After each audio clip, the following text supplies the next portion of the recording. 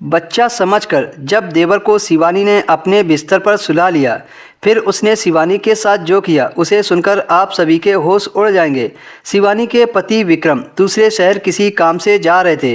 विक्रम ने शिवानी से बोला कि मेरे छोटे भाई का ख्याल रखना। शिवानी का देवर सिर्फ 13 साल का था। शिवानी ने अपने पति से हाँ बोल दिया कि ठीक है, आप चिंता ना करें, मैं आपके छोटे भाई का ख्याल रखूंगी। अब शिवानी रोज़ अपने देवर राजू को स्कूल छोड़ने जाती थी और रात को वो राजू को अपने कमरे में सुला लेती थी।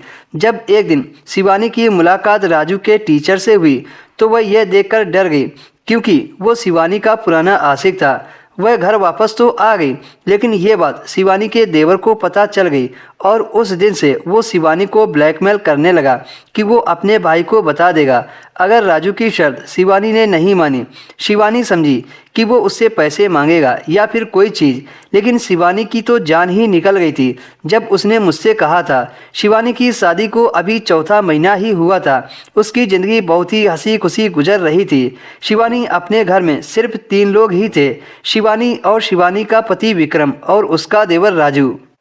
एक दिन शिवानी के पति विक्रम को जॉब के सिलसिले से बाहर दूसरे शहर जाना पड़ा और शिवानी से यह कहकर गए कि मेरे भाई राजू का ख्याल रखना।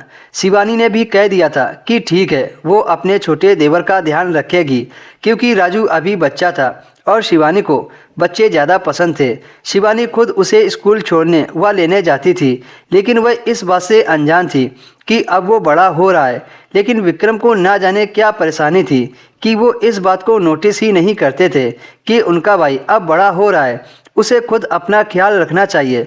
फिर शिवानी राजू का ख्याल रखने लगी जैसे विक्रम रखते थे। जब एक दिन शिवानी राजू को स्कूल छोड़ने गई तो उसने एक ऐसे शख्स को देखा जिसे देखकर शिवानी के पैरों तले से ज़मीन निकल गई थी, क्योंकि वो कोई और नहीं था, वो तो शिवानी का पुराना आशिक था। शिवानी तो ये सोचकर हैरान थी कि वो कैसे हो सकता है, वो तो मर गया था, तो फिर ये यहाँ कैसे, वो भी जिंदा सही सलामत उसके सामने कैसे खड़ा था। शिवानी तो बहुत ज़्यादा ही शौक हो गई थी, ये सब कैसे हो सकता है। शिवानी ने तो कभी सोचा भी नहीं था कि अचानक से उसकी मुलाकात शिवानी से हो जाएगी। फिर शिवानी बिना कुछ कहे वहाँ से चली आई, लेकिन पता नहीं कैसे उसके देवर को पता चल गया कि वो शिवानी का आशिक है। घर आने के बाद शिवानी का देवर उसे ब्लैकमेल करने लगा। वो कहता कि मेरी बात मान लो, नहीं तो मैं भाई को बता दूंगा।